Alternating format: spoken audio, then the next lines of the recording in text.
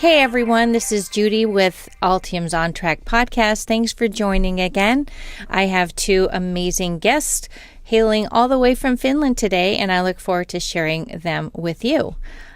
Before then, I ask you to please connect with me on LinkedIn.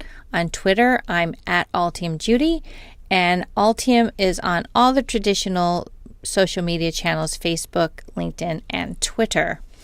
So today we have a look into the future of technology with TactoTek, and I have two wonderful guests, Sini, Rytky, and Tuomas, Heikkilä. So we've been working here at Altium closely with Sini, Tuomas, and their whole team there, and we're excited to show you kind of this cutting edge technology and this amazing things that they're doing in Finland to advance a whole litany of advanced electronics manufacturing and technology. And while we continue to work feverishly on AD19 and getting in the traditional functions that you would like, I wanted to give you a sneak peek on something we're working for the future. This is not going to be an AD19, but we continue to work together sort of on a research kind of function with these two and all of TactoTek. So I'm excited for you to learn more about them. So let's get started. Sini, Tuomas, welcome. Thank you, Judy, for having us here. Thank you. So, Sini, I think I'm going to start with you. Can you tell us a little, well, before we get going, why don't you both introduce yourselves and tell us your background in the industry and what exactly your role entails at TactoTek? Sure. So my name is Sini Rytky, and I'm heading the product management at TactoTek. In practice, it means that my team is responsible for technology productization and road mapping and go-to-market strategy and planning, and also technology partnership development. My personal background, I am a software major, but spent about 20 years in mostly hardware-driven business, in electronics manufacturing and test automation in consumer electronics and automotive industries. This is my first podcast ever. I'm very excited to see how it turns out. Yay! How about you, Tuomas? Okay, so my name is Tuomas Heikkilä, and I'm senior hardware specialist, and I have worked for TactoTek almost 6 years now. All of this time I have designed and development IMSC technology from electronics point of view. So my background, I have worked also in mobile phone industry before joining TactoTek. So along those lines, Tuomas, can you tell us about, for those that aren't familiar, what the acronym IMSE means? So IMSE means injected molded structural electronics. Very good, because I know we'll be using that term a lot, and because you guys are sort of cutting edge, I thought there's maybe some people in the audience that might not be familiar with that term. So, Sini, let's just jump right in. Can you talk about, I'm asking you three really big things: the technology, the market, and really the problems it solves for technologists in the marketplace. Sure. To start off with the technology, like Tuomas said, our technology is called injection molded structural electronics, which we call IMSE. To put it simply in one sentence, we are integrating electronics inside three-dimensional plastics. And as a result, we can create smart surfaces with electronic functionality such as capacitive touch functions, illuminated icons, and wireless connectivity such as Bluetooth and near-field communication. So when we look at traditional electromechanics assembly, they typically consist of one or multi PCB structure along with the surrounding mechanics. And from design point of view, the challenge is that many times it is restricted with, for example, dimensional constraints or space limitations or weight limitations. And then from manufacturing point of view, they typically have a large number of individual toolings and assembly phases. So with IMSC, we can both solve many of the problems for traditional electronics and mechanics, but we can also create totally new use cases and integrate electronics in places where traditional electronics and mechanics fail to do so. So if we just briefly visit our process, so we start by printing colored and conductive inks on flexible films, and continue by mounting surface-mounted electronic components, and continue by forming that film along with the components into a three-dimensional shape. And then finally we injection mold all of that into a single piece assembly. So when we look at the benefits, the IMSC part structure, if we compare it with traditional electronics and mechanics, we can save up to, I'd say, 90% of the assembly depth. And save up to, that's a big number. That's a big number. Yeah, and up to 80% of the part weight. And at the same time, of course, we're enabling beautiful, seamless, smart surfaces. Mm-hmm. And we can create, we talk a lot about point of use at TactoTek. And by that, we mean that IMSC enables intuitive user interfaces. So no longer do we have to have a complex HMI with all of the centralized functions, but we can create point of use functionalities. So for example, integrating capacitive touch-enabled volume control on top of speaker modules. So those are some of the, let's say, challenges and benefits that we've seen. And then when we look at the market, so obviously this is a cross-industry technology. So we see a lot of benefits from various industries. A very common application for IMSC is a human-machine interface. And we are currently working, for example, with automotive segment, creating, for example, door trims and overhead control panels, appliances control panels, and we also work quite a lot with wearables. So creating electronics in textiles. Yeah, and that's actually... I actually didn't know you were doing wearables, or that had escaped me in previous conversations. That's amazing. Yes. Yeah. So the fact actually that we are injection molding everything into a single part assembly, it also means that it's fully capsulated, which means it's protected from debris and moisture. So definitely when you think about electronics in fabrics, our structures are what we call wash and go. So they can, they are very durable and they can withstand like dozens of cycles in washing machines. Wow. Yeah. That's amazing. And then maybe a couple of words about the business model. So we are licensing our technology for IMSC design, manufacturing, and validation, which means that our customers, they can both benefit from the possibilities that IMSC creates in product design, but they can also enhance the vertical integration in a way that they can perform functions that were previously outsourced and further extend their offering for customers.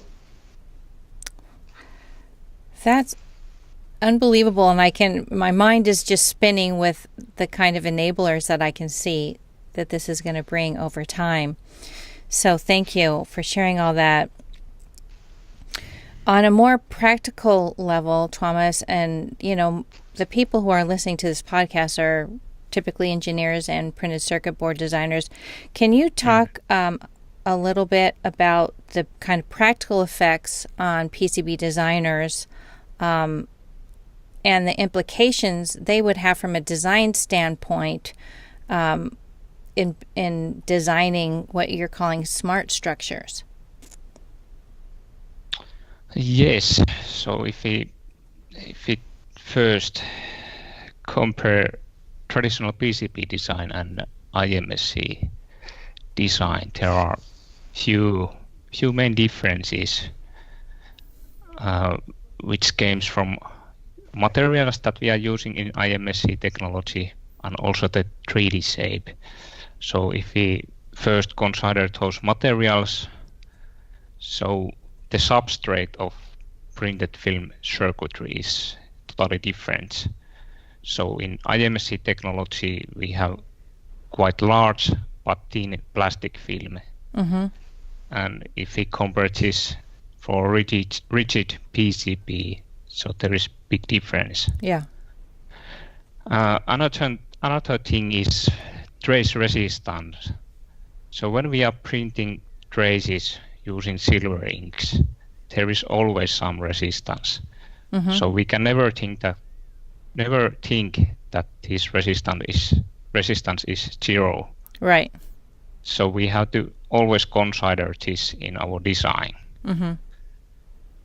Of course, it depends on the used ink, but typically the resistance difference between printed silver ink trays and PCB solid copper trays is roughly 100 times bigger. So there is huge difference in resistances as well. Okay. The third, which is related to materials, is dielectric. In PCBs, there is no need to design, especially dielectrics, between two conductive traces. But in IMSC design, we need always design dielectric layer between two conductive layers. And also, as I earlier mentioned, this 3D surface, I would like to highlight this as well, because it means that when the final shape of the product is some kind of curved 3D shape, so this means that the printed circuit need to design a bit different way than in PCBs. So I'm going to ask you more about those materials in a minute, but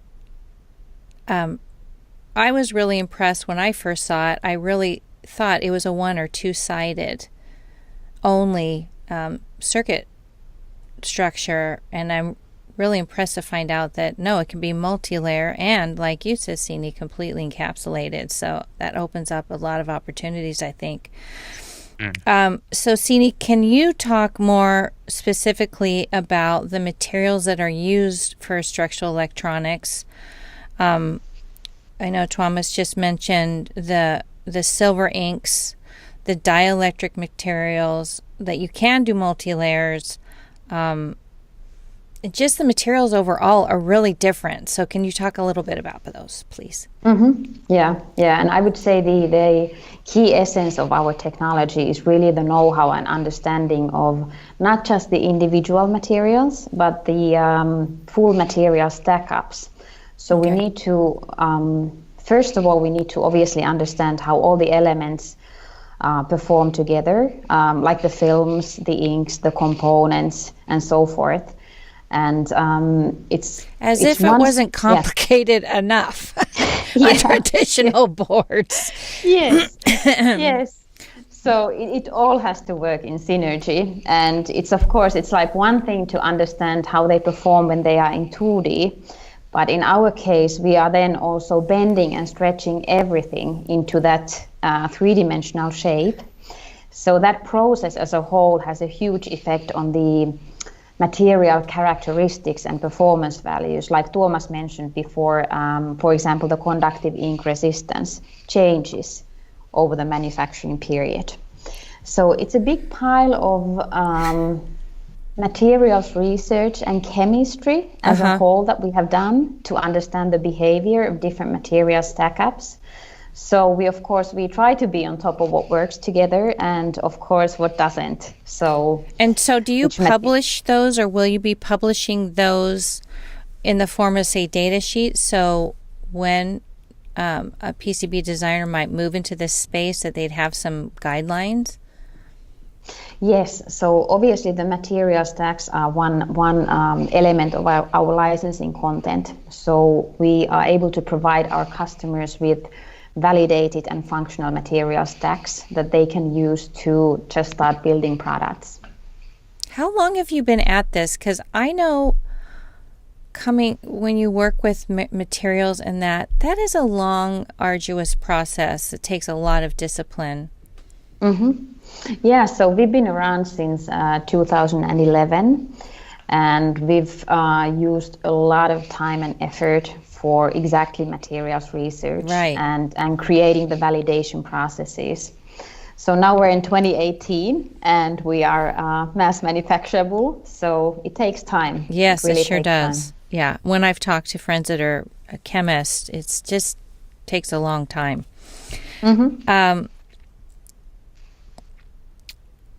So back to you, Tuomas. With all those different materials, and you mentioned also embedded components. So I would like our audience to learn more about the implications, which you began to talk about with the printed inks, the silver inks and whatnot. But what are some other implications of those different materials, and what kind of components? Because you're really talking about embedded components here, I take it. So help us understand that a little bit more. So, like Sini said, understanding materials and material stacks, those are very important. So, as I earlier said, this trace resistance, for example, it is a big thing. Also, another example is this flexible film, which has big impact to SMD process, for example. So typically we are using small SMD components like LEDs, resistors, diodes, transistors. Traditional? Yes. Oh, okay. Traditional off-the-shelf components. Okay. But when we are selecting components in our IMSC products, the key element is the height of the component. So the component should fit inside the product. It's the first thing. The second thing is that when we are injection molding the product, the melted plastic flows over the component. Yeah. So the component should stand this injection molding, and yes, the thinner component, the better. Okay, so, and I'm certain that you have to take in consideration the thermal implications of what kind of thermal conditions those components can survive in. And yes, we have considered also this. So for our listeners, I just want to let you know we're going to connect all kinds of links and pictures, because if you're like me, you need some visuals to really understand. This is sort of hard to, in the form of a podcast, it's a little difficult to talk about. But again, I want to remind our listeners that we are recording simultaneously on YouTube, and also we're not showing visuals here, but we will put a myriad of links and photos, because if you're like me, you need pictures. Okay, so actually we have a white paper regarding this. Okay, and will you share that with us, Tuomas? Okay, great. Yes. Okay, this document is in our web page.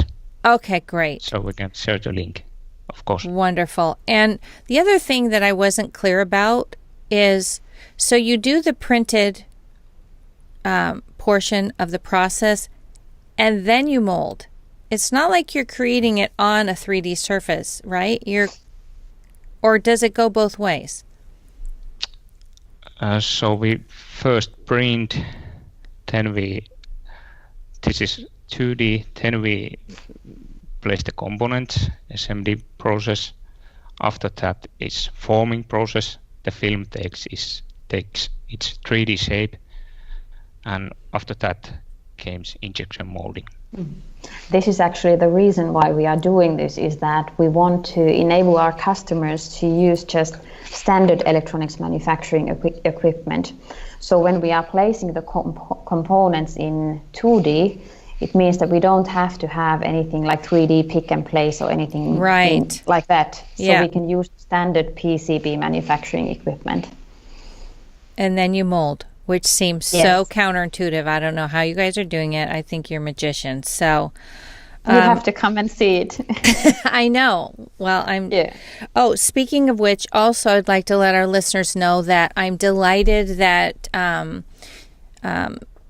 Sini and TactoTek have agreed to come be a sponsor at Altium Live. They will have a booth there. They will have physical samples, and you'll be able to see this. And if you're like me, I think this all of a sudden aha moment, happens when you can physically see, or like Tuomas said, read a white paper and you have some kind of visual representation of what's happening, and you will gasp. It's really incredible to watch. So I invite you always to come to Altium Live in San Diego or Munich and see them there. So let's jump into how Altium and TactoTek had the good fortune to come together. Sini, you started to talk about a challenge you guys had to face in that there was a gap in the design tools to support your technology. So our team have been working with you for a while. So can you tell us sort of what that process has been like and sort of how we've been working together? Yeah.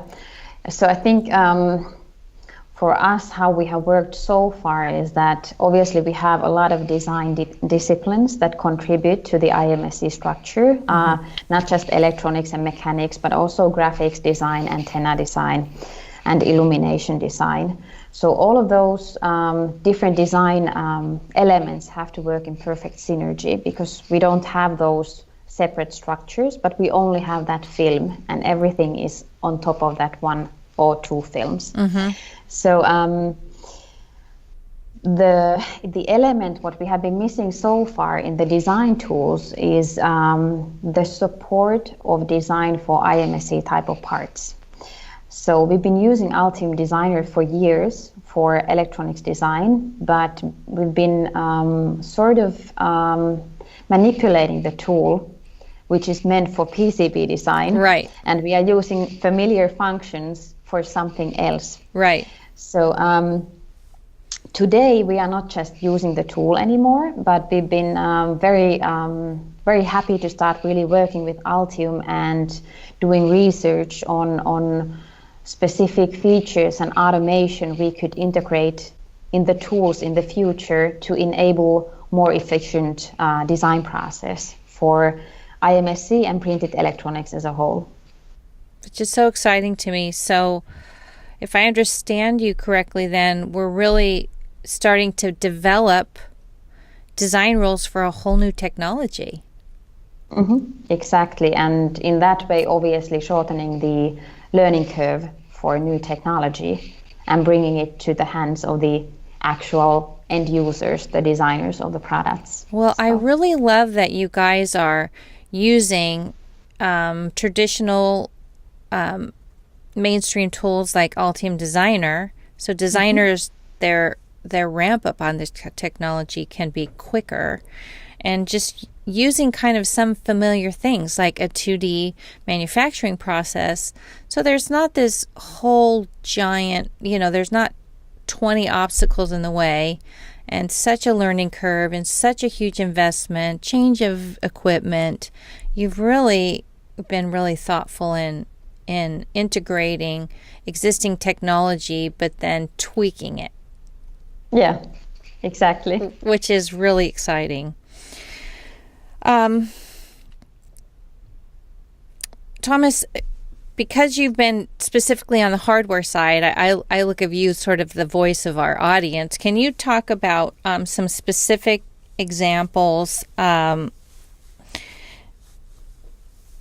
regards to things like stack up, DRCs? Like, can you give us some, kind of down and dirty, where the rubber meets the road sort of examples of how that's fleshing out? Yes. So if I first start with this stack up, so currently we are using PCB layer stack up in our designs, which is not real in IMSC, and this wrong stack up, this cause challenges and generates a lot of more work when we are transferring design files between ECAD and, for example, in simulator tool. Mm-hmm. So if we have a tool where we can define IMSC stack up as it is in real product, it makes the design process even faster. Right. Second thing is this dielectrics. So at the moment we are designing and checking dielectrics manually.